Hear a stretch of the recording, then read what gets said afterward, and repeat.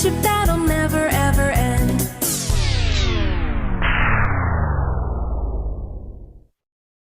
Run!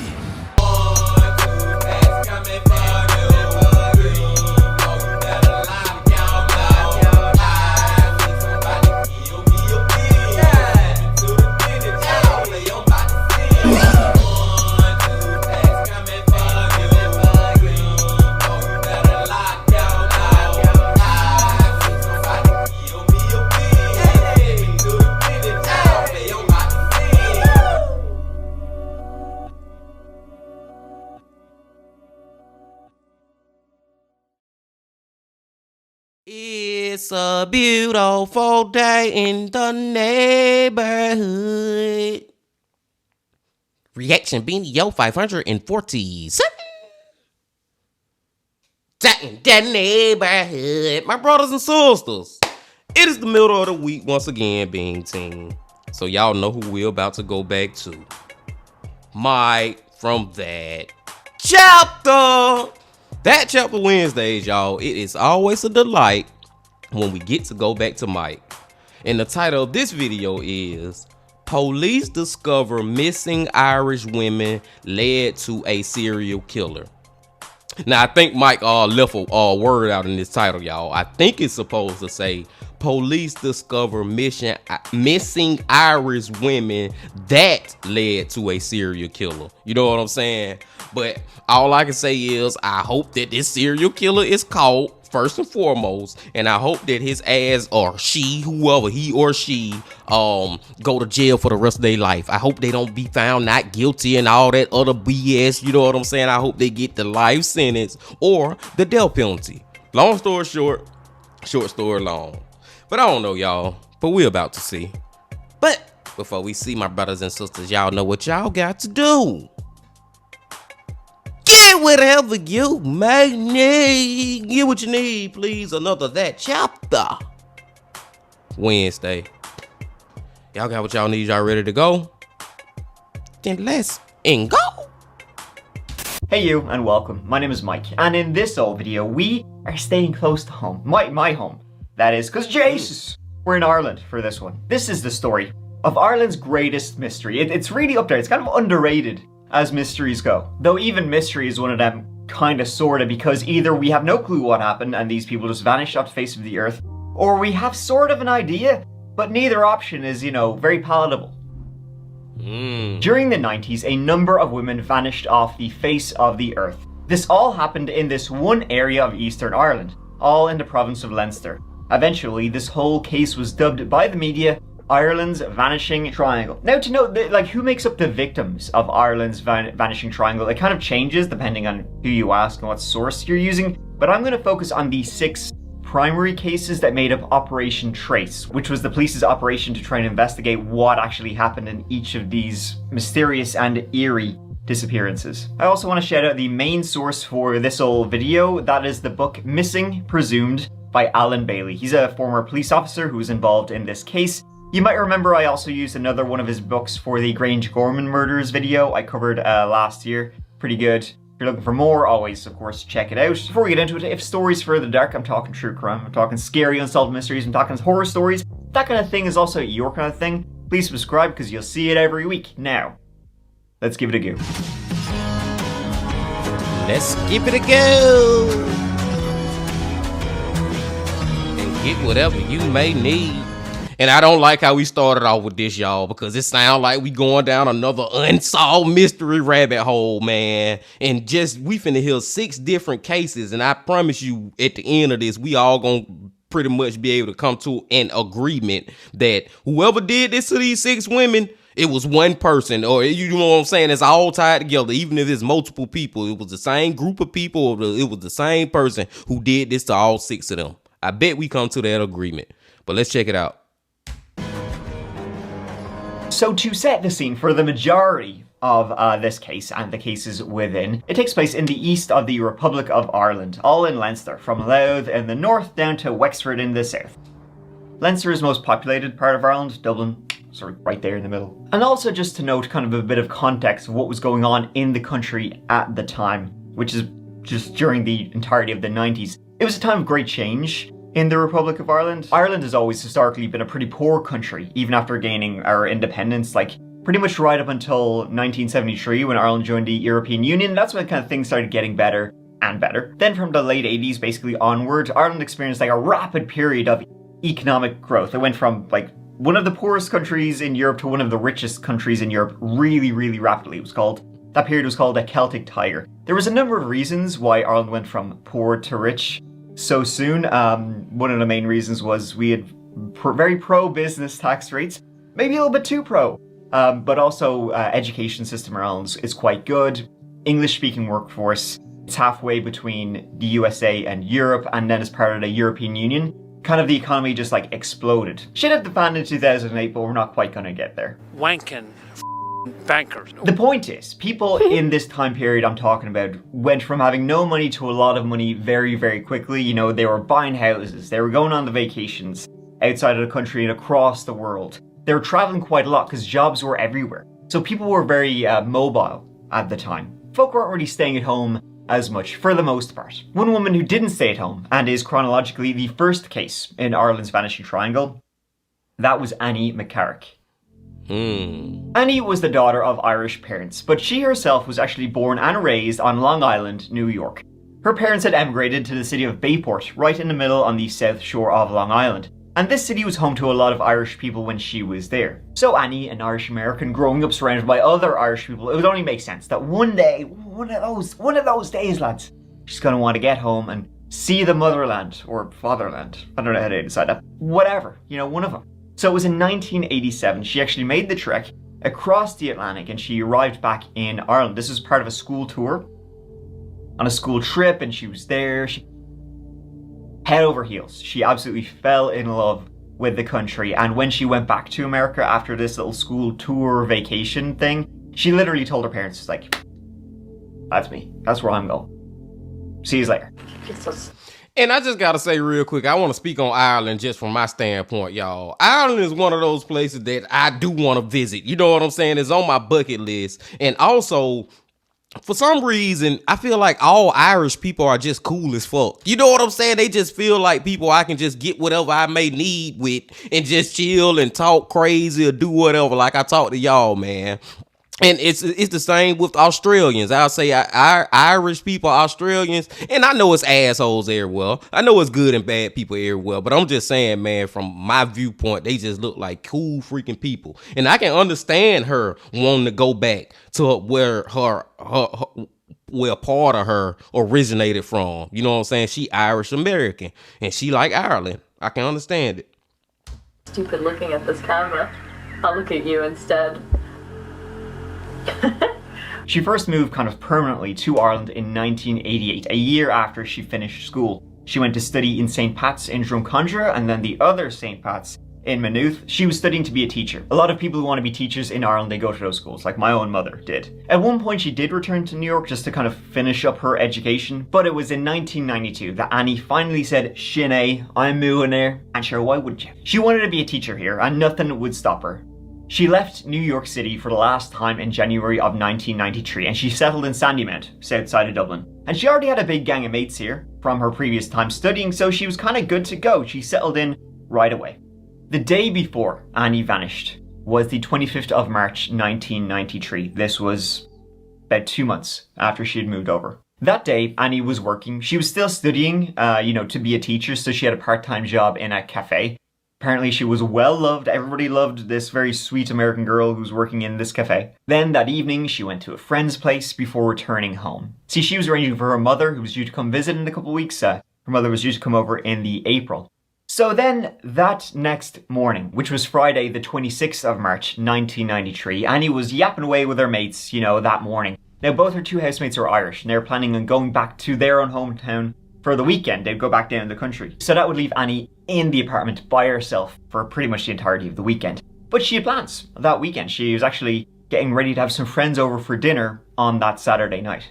All she said to her two housemates before they left is she planned to go for a walk in Enniskerry that afternoon. Enniskerry is a town just over the border in Wicklow. So for those of you who don't know, Wicklow is a county just south of Dublin. It's very mountainous. There's national parks there. It's really pretty. It's also quite remote, and if you were looking to do something where no one would see you, that's where you would go.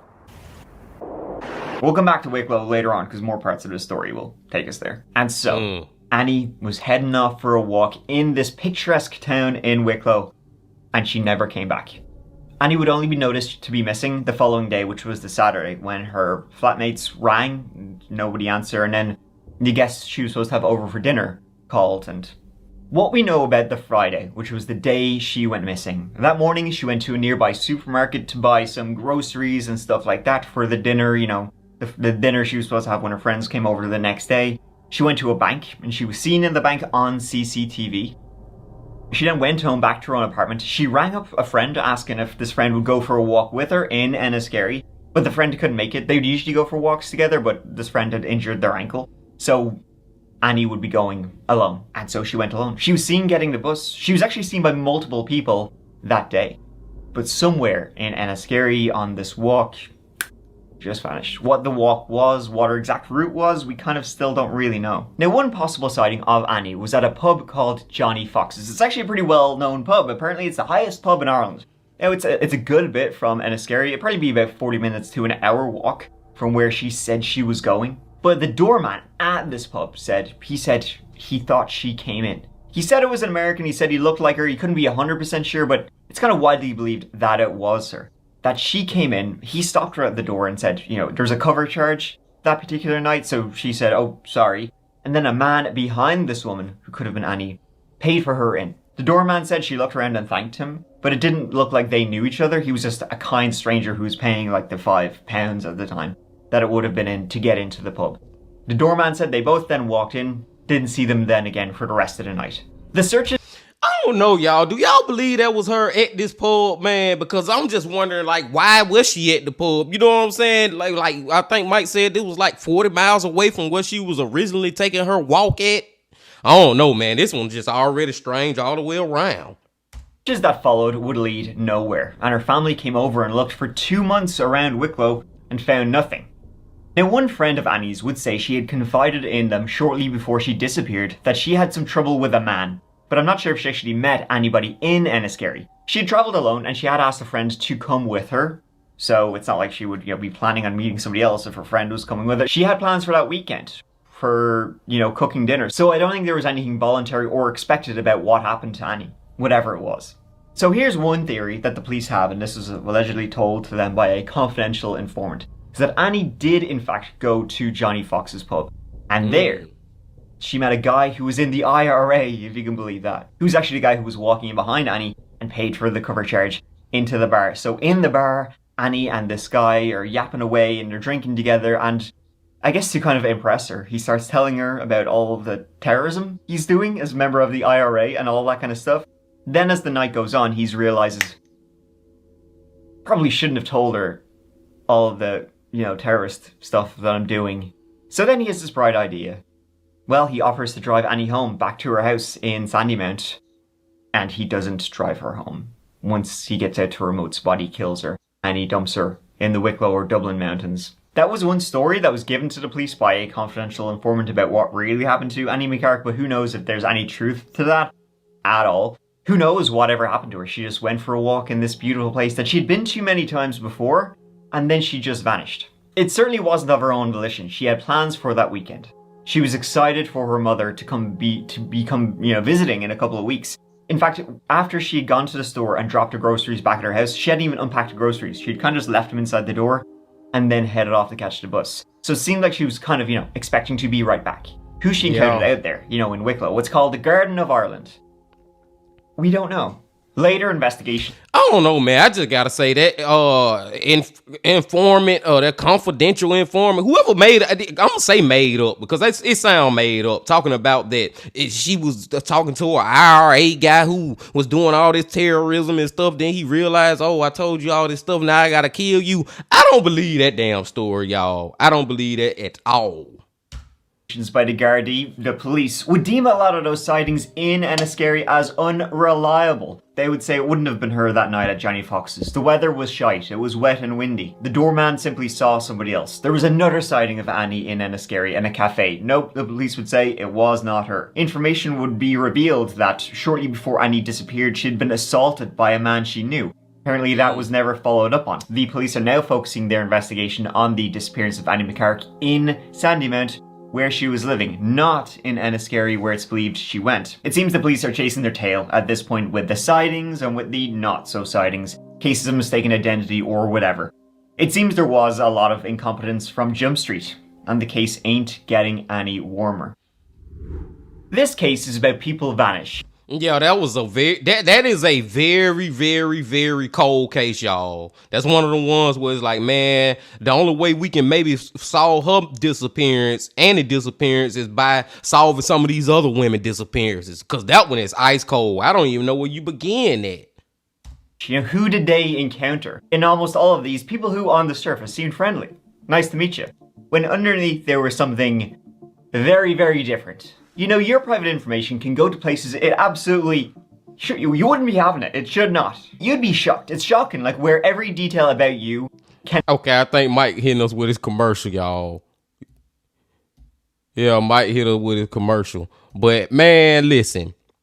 That is one of the coldest cases I've heard in a while, man. Because, like I said, I don't even believe she went to the freaking pub. Let alone the whole IRA mystery man story. That one crazy. Let's go to the next one. But guess what? Aura's got your back. Gonna keep you safe. Now let's get back to it.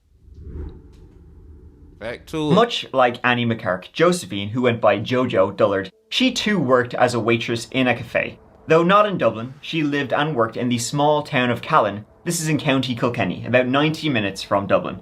It's a typical small town country village. It was Jojo's hometown. And in late 1995, Jojo had just moved back. Jojo had previously been living in Dublin, but a broken heart had led her to come back home. She lived alone, though her family, her mother and her 3 siblings, they lived not far away. Her father had sadly passed shortly before she was born. So let's meet Jojo in early November 1995. Now this is 2.5 years after Annie McCarrick unexplainably and mysteriously vanished in Wicklow. This isn't exactly remotely close what happened to Jojo, but they both come under the umbrella of Operation Trace, so it's kind of believed they're as linked, or there could be links between the 2 disappearances. It was on Thursday, November 9th, 1995, that 21-year-old Jojo Dullard, she was getting a bus back into Dublin City. See, Jojo had previously been living in Dublin City, and shortly before she left, she'd gone on welfare, so she would collect her welfare checks in the city. She was due to collect her final welfare check, so she was getting the bus into the city. She went in there, she got her check, and while she was there, she popped into a bar on Grafton Street that she used to go to all the time, just to see if any of the old crowd are around, a bar called Bruxelles. And so she went in there, and in fact, some of the gang were in there. So she, in fact, ended up spending most of the day in this bar, sculling pints with the gang. That evening, she was actually kind of supposed to stay in Dublin City for a romantic rendezvous, if you will, with a guy there, but his ex-girlfriend kind of busted in at the last moment and shot that shit down coast to coast. So Jojo, she was kind of thinking, it's getting pretty late, and she had had a few beers in her. She wasn't sure if she should try and find a hostel or a place to stay for the night. But she just went to the bus station, kind of on a whim. Maybe there might be one final bus leaving for the day and I can get home. She arrived at the bus station shortly after 9 p.m. and there was one final bus leaving. Now this bus was actually going to Naas, not to Kilkenny, Callan in Kilkenny where she lived. Naas, it's about a quarter of the way towards where she wanted to go, but she thought, listen, it's the last bus. I'll get to Naas, this town in Kildare, and I'll just try and, bum my way out from there. I'll try and hitchhike from there home. Ireland is typically, a very safe country, although this story will probably make you think quite different. But, even safer back then. So hitchhiking was, fairly common. She arrived in... Man, I don't care hitchhiking coming or not. In hindsight, in 2024, hell no. Hell no, being team. I suggest nobody hitchhike in 2024. Maybe it was a little more safe back then, but now today, as y'all listening to this, don't stick your goddamn thumb out on the side of the road, then get in that strange truck driver cab. Seriously. Naas, and then hitchhiked on to 2 further towns, Kilcullen and then got another ride to Moon in County Kildare. She was about halfway home, so by this stage, but it was getting fairly late. It was about 11:30 p.m. by the time she arrived in the small town Moon. So she got out of this guy's car, thanked him, and said Slán. Now the only light though in the small country village was the light at the public telephone, the pay telephone in town. So she went over to the pay telephone and she was going to call one of her friends, a friend named Mary. And she was going to sort of tell her about her day and, oh hey, you know, kind of mind going to get me? That was, you know, the idea of how this conversation would go. So she went into the telephone box, but she kind of had the door open to the box, Also, this telephone was right on the main road, so she was kind of talking on the phone to her friend Mary with one hand while also like sticking the thumb out of the box with the other, in case any passing cars might, you know, give her a ride home. A number of motorists, by the way, drove by, and they would say they saw a woman at this time, like halfway leaning out of the public telephone box. So Mary answered, and Jojo and Mary were kind of yapping away for a bit, when all of a sudden, Mary would say, Jojo said, hold on for a second. She put the phone down. Mary would say she heard nothing for about 30 seconds. Then Jojo came back breathless as if she just ran back to the phone and simply said, I have a lift, I'm off. Some passing motorist had decided to give her a ride. And that was the last that Jojo Dullard was ever heard from or seen. Nothing is known about the car, the driver, anything. Just Jojo said, somebody here's giving me a ride. That was it. Sinead. The last reported contact of 21-year-old Josephine Dullard was when it's claimed she called a friend, Mary Cullinan, at around 11:15 p.m. on Thursday last from the Kildare village of Moon. To date, we have interviewed over 2,000 people.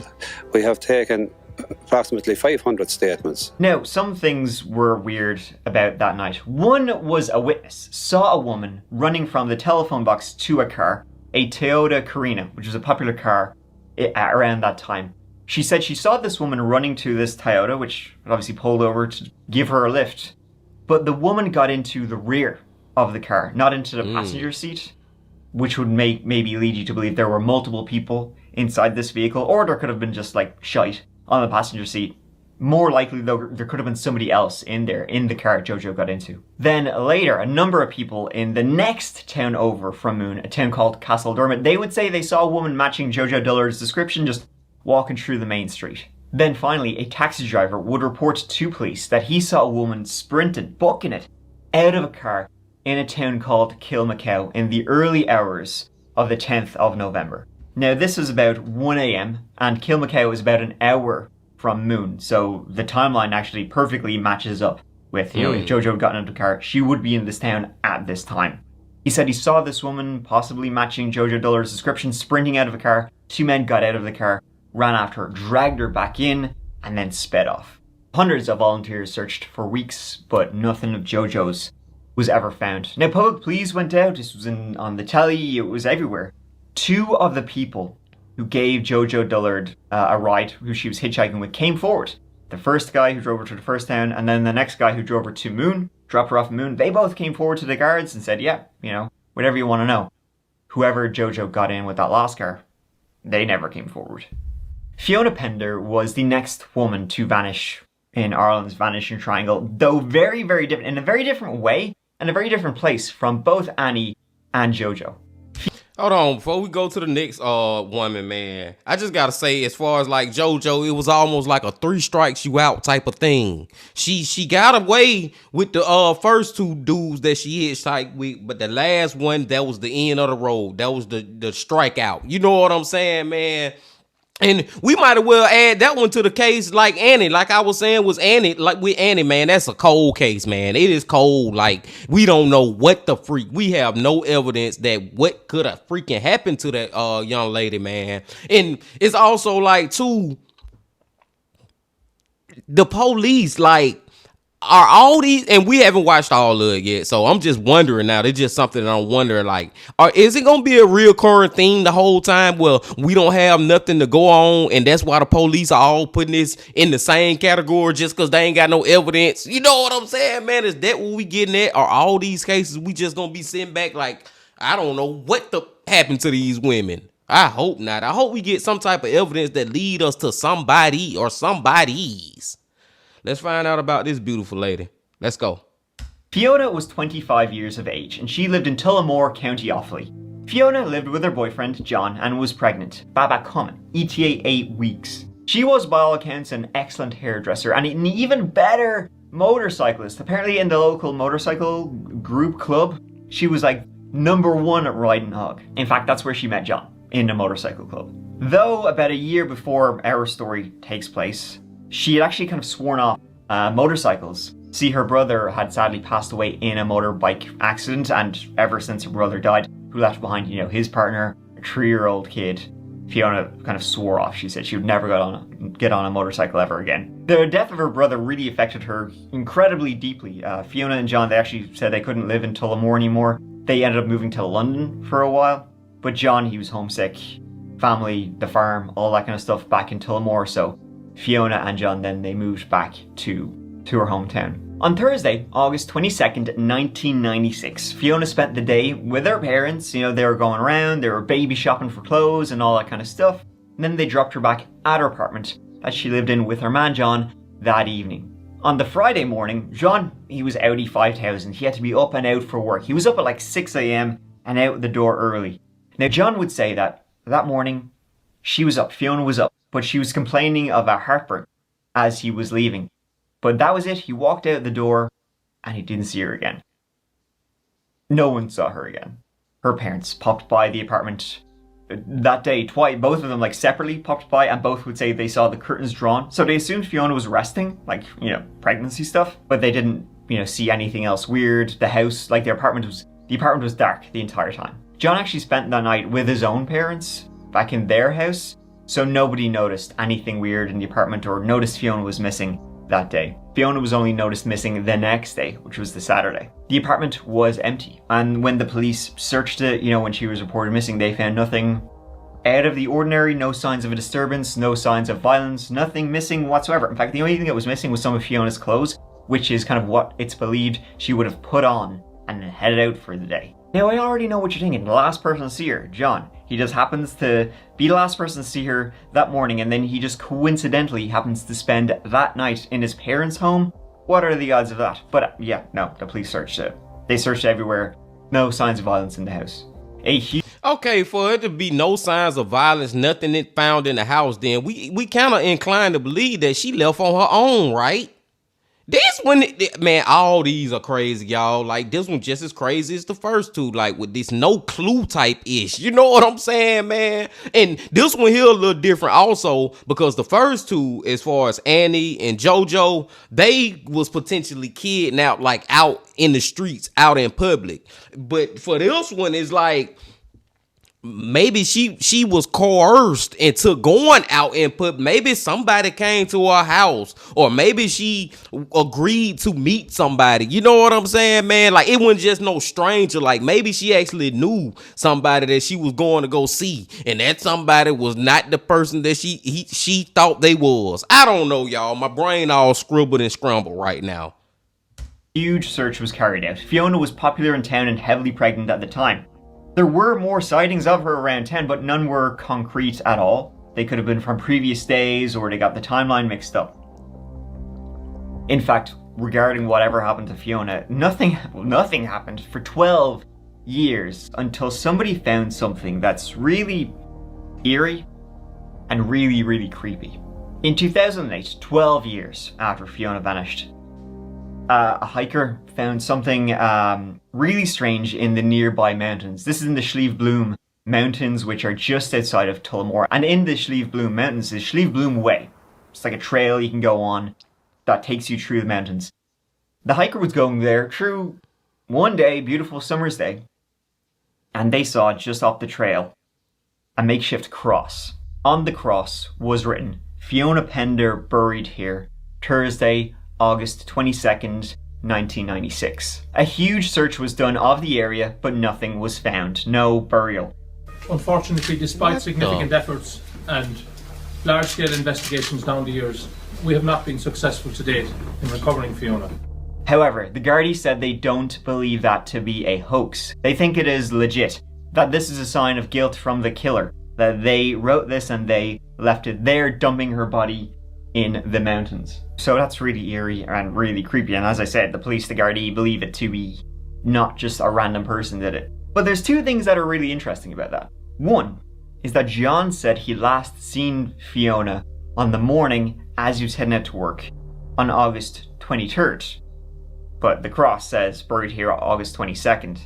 Another thing is that in Ireland we do, date, then month, then year. So it would be 22nd of August 1996, but the makeshift cross says August 22nd. It's something like so small, but it's just kind of like struck me as odd. Why the police believe this to be real, placed by the killer, they've never actually said why they think it's legit. They have said there is a suspect, never named. Ireland is, with the police investigations tend to be pretty closed-mouthed about, persons of interest and that kind of thing. They don't publicly name them really. The only thing they've said is that August 22nd, the day that was written on the cross, it coincides with a hugely traumatic incident that happened in their main suspect's life. Now another suspect, or perhaps it's the same guy, as I said, they've never released names, moved to Saskatoon in Canada. He was actually arrested there in 2014 for sexually assaulting and threatening to murder his partner in Canada. And apparently this woman would say he told her all about how he murdered Fiona Pender, who he is. Anything about that has never been released.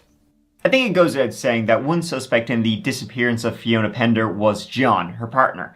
John and his father were arrested shortly after Fiona's disappearance in relation to it, but were released quickly.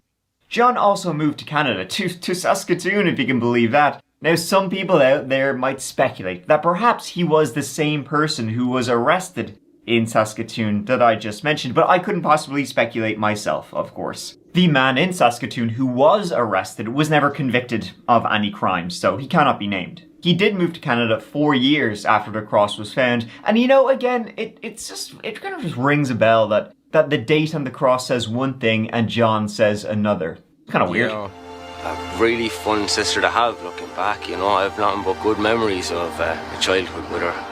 She was bright and bubbly. It certainly took its toll on the family, and the most heartbreaking thing was seeing the stress that it caused in the house, seeing how it aged my dad. It affected him terrible. Keep hoping that she's out there and she's okay. I honestly feel that my dad died of a broken heart, He took his own life. We have a monument for her, I'm very happy to have.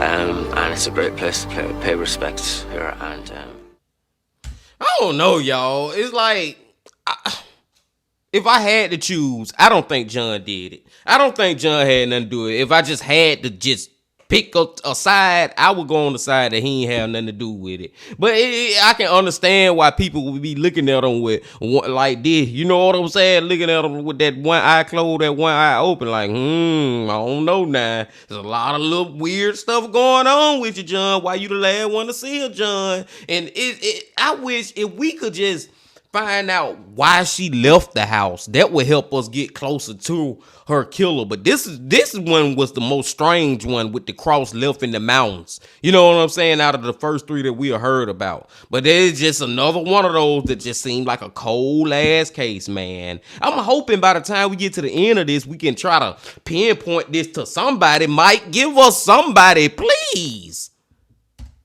In February 1997, 17-year-old Ciara Breen disappeared from Dundalk, County Louth. Now, you might have noticed that all of these cases seem to be kind of taking place quite a ways from each other, but you actually got to remember, Ireland is very small. So really none of these cases take place more than an hour from the other one. Ciara was last seen in her bed in her home that she shared with her mother, Bernadette. However, on Thursday, February 13th, 1997, at 1 a.m., Bernadette had gotten up in the middle of the night to use the toilet. When Bernadette got up that night, she noticed Ciara was not in her bed as she should have been. She went into Ciara's room, had a goo about, saw that the window was open but on the latch. She immediately just assumed Ciara had snuck out in the middle of the night, had left the window open on the latch as she was planning on sneaking back in. But Bernadette, she was pretty frazzled by this, as you can imagine. She stayed up all night waiting for Ciara to come home. But Bernadette had to go to Dublin in the morning. She actually had just gotten diagnosed with the cancer. So she was heading to Dublin to get the results of her biopsy. So she went down to Dublin, then came back, then reported her daughter Ciara missing. She still hadn't come home by that stage. So who did Ciara go out to meet with that night? Because that's most certainly what's believed to have happened. Like, Bernadette believed Ciara had gone out to meet with someone or some people that Bernadette didn't approve of, hence why she was sneaking out up to no good. As teens are, in the middle of the night. It was reported that Kira had a few issues at the time of her disappearance. Her mother's diagnosis affected her a lot. She was about to meet her biological father. She hadn't met him as he emigrated to America before she was born. She was due to have a fairly serious dental operation, and she had previously run away from home but returned after 5 days. Now, there were rumors in the town of this predatory group who were, I don't know what the best way to word is, but hunting younger girls and teen girls, pimping them out, you know yourself, that kind of stuff. Apparently there was one of these guys who was twice Kira's age, was hunting after her. Hundreds of interviews were done, everywhere searched. Dundalk, it's pretty close to the border with Northern Ireland. Searches were done there. It's not thought that she ran away that night. As I said, Kira's mother's, cancer diagnosis, it affected her quite a lot. She would have been there to find out what the results were. I believe the results were good, by the way. She also didn't take anything of value with her if she was going to run away. Now, allegedly, earlier on in the day, just before she vanished, this older man who'd kind of been hunting Kira, he'd said to her that he would see her later on that day. And a lot of witnesses, like teens who were there at the time with Kira, said, oh yeah, we heard him say that to Kira, that he was going to see her later on that night. Of course, the police interviewed this guy. They, interrogated him. He denied it. Completely denied it. The police, teens, who knows what's going through their noggin, interviewed these teens who allegedly heard him say this to Kira, that he was going to see her later. They stuck to their story. As years went by, they continued to stick with this story. As I said. And I can kind of, I don't know, I know I'm kind of like hypocritical or whatever the word is for me to be inclined to believe this story, you know what I'm saying? As far as I believe that this mystery man, this hunter, you know what I'm saying, told her, Akira that, hey, I'm gonna see you later on that night. And long story short, story long, I believe those other kids that said they heard it, and I believe that's probably who she went to go meet. She snuck out her mama house to go meet that hunter man, and hunter man killed her, and police ain't got enough evidence, or they just ain't being smart enough about it to try to convict him. I don't know. I don't know why I'm inclined to believe that one more than some of these other cases that we have heard. But that sounds about right to me, being teen. Let's go. He was arrested, he was questioned, he denied it, and he was released without charge. And that was it. That was the only lead they had. No one knows what happened to her. Fiona Sinnott was from County Wexford, and she was living in Broadway, County Wexford. She was 19 years of age on February 9th, 1998. She'd recently broken up with a man, so she was living alone with her 19-month-old baby Emma in this village, but it wasn't too far away from her family. Now, the man she just recently broken up with, well, he was a real piece of work. He had been abusing Fiona for a long time in every way, in the most horrific of ways, and he had sent her to the hospital numerous times. The guards have been called to their home multiple times, but charges were never pressed against him, because he always somehow kind of managed to talk his way out of it, and Fiona would never press charges.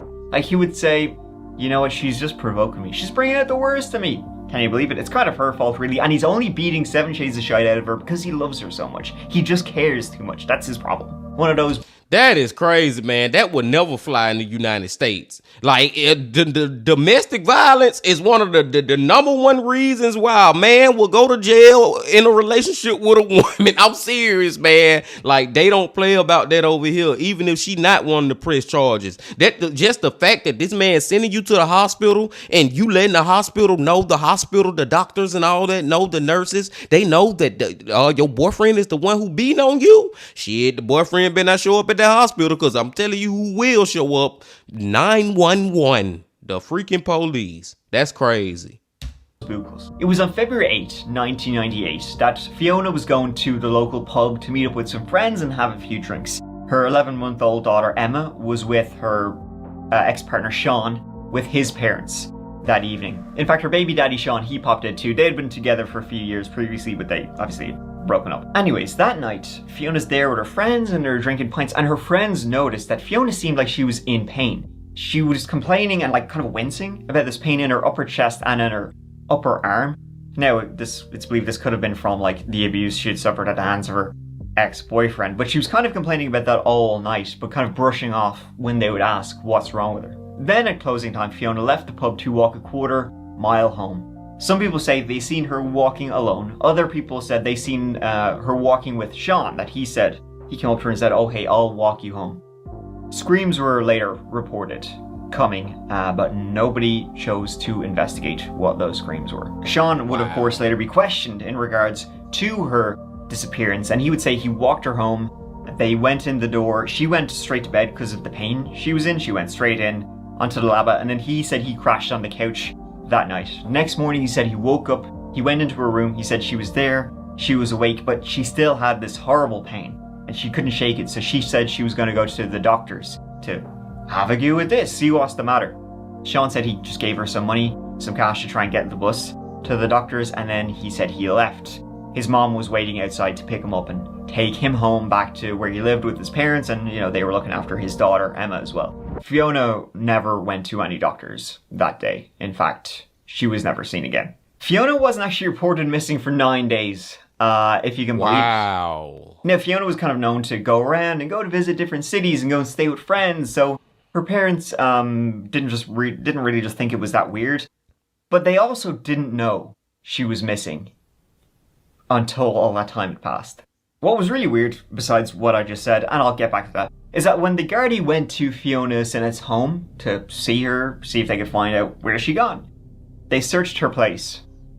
There's no signs of a disturbance, no signs of, an attack or blood or forensic evidence or anything at all. The place was empty. Empty, as in completely empty. Her home was stripped bare. It was as if nobody lived there at all. Now, 19-year-old Fiona was known to be quite messy. She wasn't the most house-proud person out there. And a local would also come forward to the police when the investigation and the news of Fiona being missing kind of came out. The local would come forward to the police and say that between the day she was last seen at the pub that night to when, she was reported missing, which is 9 days later, he had been driving by her house and he had seen like a dozen big black refuse sacks just lying outside her house. It was as if they were waiting for like the trash man, the bin man, to come and collect, these big refuse sacks. Didn't seem like Fiona had been the one to leave those refuse bags outside. And the farmer, if you can believe it, would also later come forward and say he had gone up one morning to check out his fields and check out his land. And guess what? He's seen in the corner of one of his fields about a dozen black trash bags. So he's thinking to himself, here we go. It's somebody just dumping their shite instead of paying the garbage man to take it away. It happens a lot of time in these country roads, right? People just dumping their shit. So he goes over and he opens one of the bags to see what was in it. He sees medication with the name Fiona Sinnott on it, like pill bottles and stuff with her name and her address. It was her old address though, not her current one. And this was before he even knew she was missing. So the farmer then just thinks this Fiona woman is dumping shit on his land. He burns it, set fire to it all, destroying any evidence that would have been left behind. And then a couple of days later, he hears on the news, that woman's missing, and that was potential evidence. And now he's thinking, shite. The police have often stated that they believe their main suspect is Fiona's ex, the abusive one, that he finally came and murdered her. That he had his little henchmen, his buddies, hide the body. See, the thing about small town Ireland is that it's full of gossip and rumours and, people spreading all this kind of shit.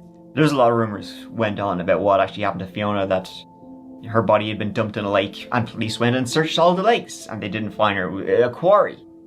Nope, couldn't find her.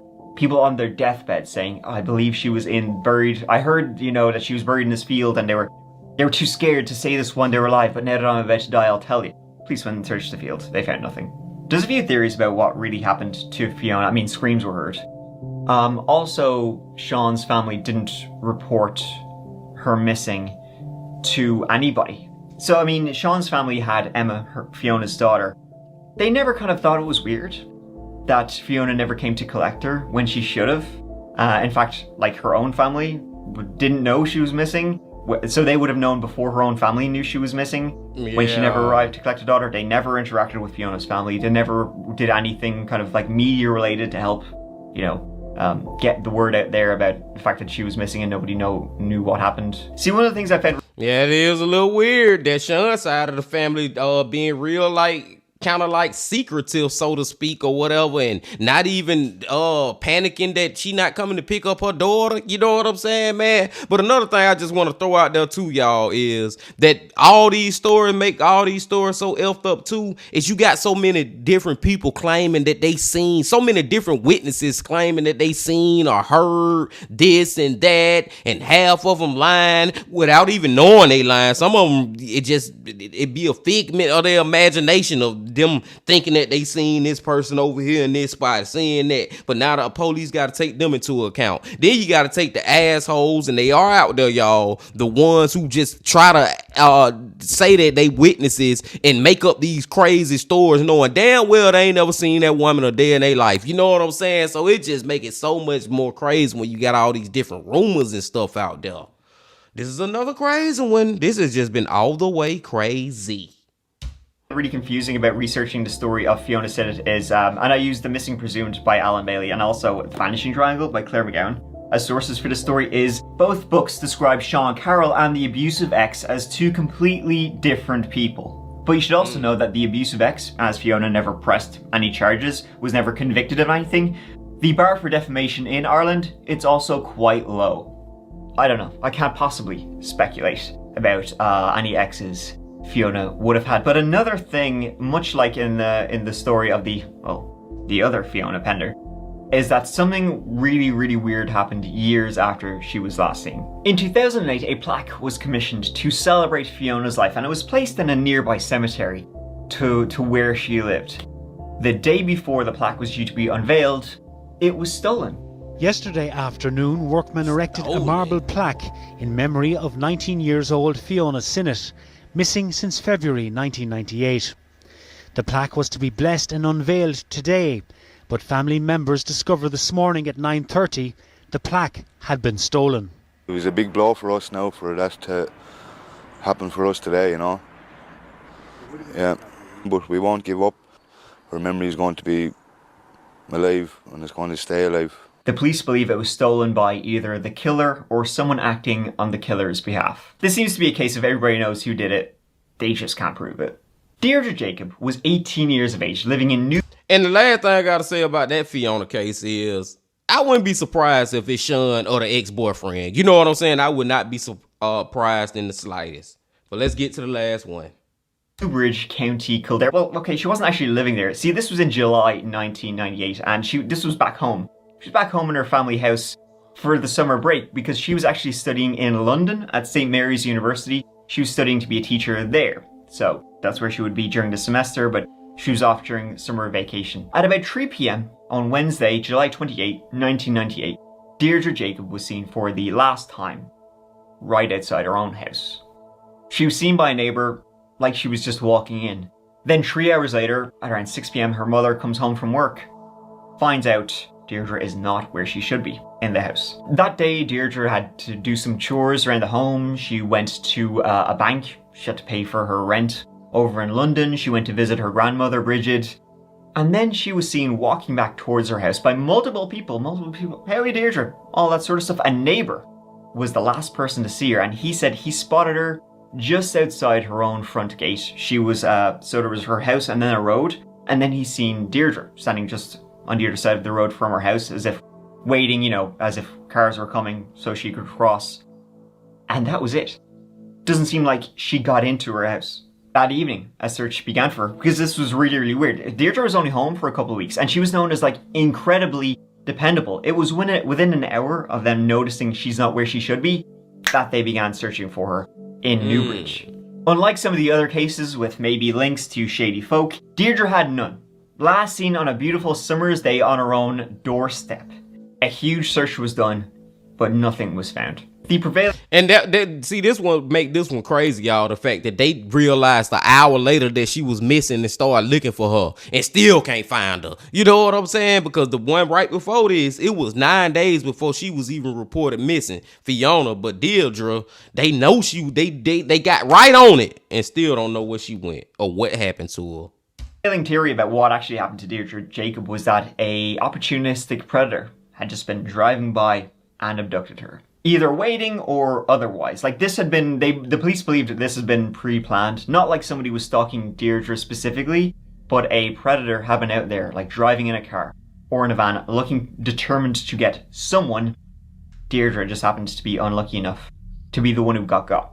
It is weird though that the neighbor, who was apparently outside his house, and again last person to see her, he said hello to her as she walked by. He said he didn't hear anything, any screams or see any strange vehicles go past or anything like that. See, 18 months later and less than 50 kilometers away, another woman was sexually assaulted in a very similar attack, but she survived.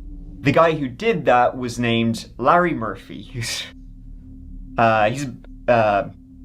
sucks a lot. While serving time for that other attack in prison, Larry allegedly confessed to murdering Deirdre Jacob. Now, this story, which doesn't come from a credible witness, mind you, comes from another violent inmate, would say that Larry, they're shooting the shit in prison, and Larry had told him he had been driving through Newbridge in his van with a map, and he had pulled over on the side of the road where he saw Deirdre Jacob, and he was, leaning out the window asking for directions. When Deirdre came up to speak with him, he grabbed her by the hair and dragged her into his car, and then he sped off, drove to a remote location, abused her, killed her, dumped her out there in the woods. Apparently this violent inmate was telling the police later on that Larry Murphy confessed to murdering her. He told this to the police later on because he had a daughter of his own and was worried about having somebody like that out there. We will come back to him. So all of the women I just went through were part of Operation Trace. This was a task force that was set up in 1998. Basically, a lot of women have gone missing, and this is some crazy, creepy, unsolved mysteries. We should probably try and crack this case. Under Operation Trace, they only focused on the 6 cases I just went through. I'm not exactly sure what their criteria was, but I guess they somehow believed all of these 6 were linked somehow altogether. The links seem kind of tenuous at best, and in some of the cases, as I mentioned, it seems like there's definite suspects of who they truly believed did it that don't seem remotely linked to any of the other cases. And that's one thing I wanted to say too, y'all, is like, and I know at the beginning I was saying like, man, it's all gonna be linked back to this one person. But I feel like some of these cases, like Mike just said, man, you can kind of believe that it was this person or that person. Like, I don't feel like none of these linked. And it go back to what I was saying earlier in the video too. Is this, are these women just linked into this pot or whatever, group or whatever, just because the police don't know what the hell happened to them? Long story short, story long, just some unsolved cold cases that happened in Ireland. I don't know. An idea that they had regarding this entire, the entire Ireland's Vanishing Triangle was that there was a serial killer out there hunting these women over this 10-year period. Unfortunately, though, they did not see great success going through these cases as I went through. And the 6 cases I just covered, well, there's a lot more that kind of get lumped in with Ireland's Vanishing Triangle, a lot more. Not just unsolved disappearances, but also unsolved murders too. Eva Brennan went missing in July 1993. She'd been having lunch with her family, but got into an argument and left. When they didn't see her for days, they broke into her place. They found her jacket inside, what she was wearing when they last saw her, but no sign of her, and she's never been found. Imelda Keenan was living in and disappeared from Waterford City in 1994. She was seen walking towards the post office in the city. Many people saw her walking that day. She said she seemed fine, she was doing her business in town. Somehow she vanished. The unsolved deaths of Antoinette Smith, Patricia Doherty and Marie Kilmartin, they're also linked to Ireland's Vanishing Triangle. Once again, all in the same area, but their bodies have been found. They were all strangled and left in these remote areas and in the Wicklow Mountains too. So a name that often comes up in this case, or cases, is Larry Murphy. As I mentioned, he's kind of considered to be the prime suspect in at least a few of these cases. I'm trying to curse less in my videos, but it's people like Larry Murphy who make... it's very hard because the only way to describe him is the ultimate sex shite. He was considered to be a hard-working, happily married family man. They always are. A tradesman with a wife, 2 kids, soon to be 3. That is up until February 2000. On February 11th, 2000, a young woman was closing up her clothing store in Carlow Town. She was closing up around 8 p.m. and then she was walking to her car, which was parked in a nearby multi-story car park. In that car park, he attacked her and kidnapped her using her own vehicle. Now, a woman who lived nearby would say she had seen a shadowy figure in this specific multi-story car park in the days leading up to this. So someone was out there scoping it out and practicing. So Larry Murphy drove this woman in her car, then to his own car, and he managed to drag her out, put her into the trunk of his own car, then off he went. Listened to music on the radio driving out of Carlow Town to find a quiet area. He drove to a remote place out of town, dragged her out of the car trunk into the back seat of the car, assaulted her, and then put her back into the trunk of the car and drove off. He did this multiple times, keeping her in the pitch blackness of the trunk, driving for a while, finding a quiet spot, getting out of the car, opening it, dragging her out of the trunk into the back of the car, assaulting her yet again, putting her into the trunk, and then going off once again. At one point, she tried to run, and she almost made it, but he grabbed her, dragged her back to the trunk of the car, and put a plastic bag over her head, and started choking her, started killing her. Just as she was about to lose consciousness, she would say she saw 2 headlights illuminate Larry Murphy. This was in a remote place called Kilranilla Forest in County Wicklow. 2 passing hunters just so happened to come across them. When they were discovered by these passing hunters, Larry was choking her out, he threw her to the ground, and he drove off. These 2 hunters, it's okay, they took her to the police. And in fact, one of the hunters was actually able to identify the guy he had seen as Larry Murphy because a couple of weeks previous, this hunter had been in the pub with some of his friends, and a woman who was there told this hunter, she pointed over to a guy at the pub and said, "That's Larry Murphy. He's an absolute creep."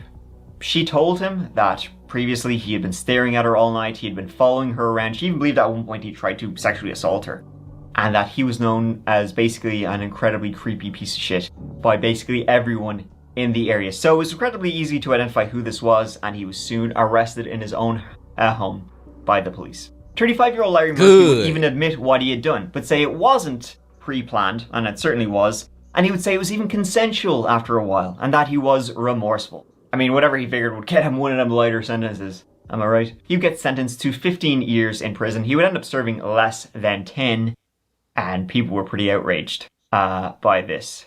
A taxi pulled up outside Arbor Hill Prison, and at 17 minutes past 10 this morning, the convicted sex offender Larry Murphy walked out to be driven away. He had served every day he was supposed to of the 10.5 years from the 15 he was sentenced to with remission. He left a fit, strong, healthy 45-year-old man. He has some money, but few friends. His family have disowned him. His wife has left him and taken their children. Larry Murphy never spoke about his crime or other crimes while he was in prison here for the past 10 years to fellow inmates, prison officers, or Gardaí who sought to interview him. When his brother asked him why he did what he did, he told him he had simply flipped out. He has now been categorised as a high-risk sex offender, and even though he has 7 days to register his new address with the Gardaí, he is being closely watched. And it was during that time in prison that he allegedly confessed to murdering Deirdre Jacob. He was working not far from Newbridge at the time, and in the CCTV footage of when Deirdre Jacob went into the bank to pay for her rent in London, there was a man standing right behind Deirdre who kind of looked a lot like Larry Murphy, but the footage wasn't good enough quality to make a positive identification that it was him. But maybe he had been in the bank and had seen her and followed her or something. He later... It could have been him in that footage too, man. But what I will say is, I don't think that he is the killer in all these different cases, but I think he the killer in I want to say more than 1 or 2 of these cases. You know what I'm saying, man? I think he is linked to a lot of these, and we for sure know that he have murdered somebody just from the actions that he did with the lady that, thank God, got away. That he was putting in the trunk, then assaulting her, then putting her back in the trunk. Thank God that she survived. So we could even get him caught for this. And I don't know about this whole 10 years too, y'all. He only did 10 years for that. I don't know how I feel about that. It's like, I don't know. Let's go. He went into hiding in Spain, then Amsterdam, living with another sex offender, and then later moved to London, where he works today on construction sites. 10 years ago, last February, he brutally kidnapped and raped a 28-year-old Carlow businesswoman in the Wicklow Mountains before trying to suffocate her. He was only caught when 2 men out hunting came across the scene. Murphy is also prime suspect in the disappearance of 3 women who went missing in the Leinster area in the 1990s. Annie McCarrick, Jojo Dullard and Deirdre Jacob. Now, other than Deirdre Jacob, where he allegedly confessed, and kind of just how he acted towards that one victim who managed to survive, well, a lot of the others vanished not far from where he lived. He lived kind of like right in the middle of where all these women vanished, kind of like radiating outward. Kind of been especially tipped towards Annie McCarrick and Jojo Dullard. One of the unsolved murders I also mentioned, Antoinette Smith, her body was found assaulted with plastic bags over her head, as Larry Murphy did to the unnamed victim, and she was later found in the Wicklow area, not far from Kilranelagh Forest, which kind of just like follows his pattern. While in prison, he refused any treatment whatsoever. It seemed like he was at a very high risk of reoffending, but he also just seems like someone who has no morals or conscience or anything at all, maybe like somebody who's been doing this for quite some time. And by, again, what he did to that one victim who managed to survive, it seemed like he'd been kind of, practiced at it. Apparently, recently, Cadaver Dogs also hit on a spot not far from where he used to live, where they found this kind of underground bunker or underground cave. Cadaver Dogs apparently lit up in that area, as in there are bodies there, but it hasn't been searched. And that is the story of Ireland's vanishing triangle, an eerie case, very famous and very scary in Ireland anyways. It also led to changes in the police, how they investigate missing persons, systems to track people, and it also led to the change that even in places like Ireland, where you kind of think you're safe, there are monsters all around us. Like Larry Murphy and others. Sleep well, Sinead. Thank you so much for watching. It really means the absolute world to me that you're here watching this whole video. I can never thank you enough. So yeah, here, listen, next whole video will be up, I don't know, soon, maybe. For the last couple of weeks, as you guys know, I've been doing like one long video a week. Maybe I might go to some shorter videos, maybe more times per week, I don't know. Who knows? Listen, there'll always be a video every Tuesday, but other than that, I guess whenever I find a story that I find fascinating, and I find so fascinating that I want to make a video and tell you about it. So the next video might be 50 minutes, or it might be 15 minutes, but it'll be up soon anyway. So I'll talk to you then. And as always, if you're looking for more of That Chapter content, please check out the That Chapter podcast, which has a brand new podcast exclusive episode coming out every single Monday. And you can check out the Patreon, where for $2 a month you get early access to all videos, and there's a playlist of Patreon only videos there too, so give it a go. But until the next one, please take care of each other and yourselves, because all of you, Mike out. Mike out. Mike freaking out, y'all. It is always a delight when we get to come back to Mike, and I've been liking his most recent format of putting out longer videos, because within those videos he give us more than just one case, you know what I'm saying? And this was a lot of different cases of the very most ice cold cases that I have heard in a long time, man. They right up there with all the other crazy ones that we have heard of, just where it's just like we don't know what the freak happened to these women. Now I do want to say Larry Murphy, I do think, like I said, man, Larry Murphy, I believe he was involved in more than one, not two, maybe 3, 4, 5, 6 of them. And it's very interesting about this place that Mike said that they discovered not far from where Larry Murphy used to live, that they presume to may have bodies in there. That may be a lot of them. You know what I'm saying, man? Just think about it, y'all. Maybe a lot of them, and you may be able to link Larry Murphy back to it like that. But it just sucks to me that he only spent 10 years in prison. You know what I'm saying? That kind of sucks to me, man. Even though he wasn't convicted of none of these murders, and there's a lot of different rumors and stuff. Don't get me started on the rumors again, man. Different people saying different things. But just the fact of the evidence of what he had done to that woman by kidnapping her, throwing her in the trunk, sexually assaulting her, and all that, man, and then was getting ready to actually end her life. I feel like he should have did more than 10 years. And I'm not gonna go back through all these cases, y'all, because it was a lot of them. I already feel like we have been here long enough. But all of them at the same time, man, I feel like the most reoccurring theme is these was all women who was called, who this happened to. I'm trying to like put what can we put together with it. These was all women, first of all, in Ireland, within the same, because Mike said Ireland not that big, so within a couple of 100-mile radius, really shorter than that, like 100 or 200 miles at the most, who went missing. And when they went missing, for the most part, they went missing doing something that you wouldn't think they was gonna be doing at that time. Like, for instance, and I'm not gonna go all the way down the road, I'm just saying, man, like, for instance, the first lady, can't remember her name right now, but rest in peace to her, the very first one, you know, who went out on walking trail, but then they say she was all the way over here at the pub. Like, why yet the pub? You know what I'm saying, man? Like, doing something that nobody would even understand why she was doing it. Just like the pregnant woman, like, why would she even leave the house? You know what I'm saying? There's so many open-ended stuff with this, my brothers and sisters. I'm getting frustrated thinking about it. So I digress. I'm gonna go on and let y'all go now, man. I appreciate y'all coming on back as always. And before y'all leave, as always, please, please, please, please, please hit that like button, comment, subscribe, and do all that if you ain't did that yet. And come on back tomorrow. I don't know who we going to, but please come on back. But until then, my friends, I also need y'all to remember this. Love, peace, and happiness. Stay safe. Don't stop. Keep going. Yeah.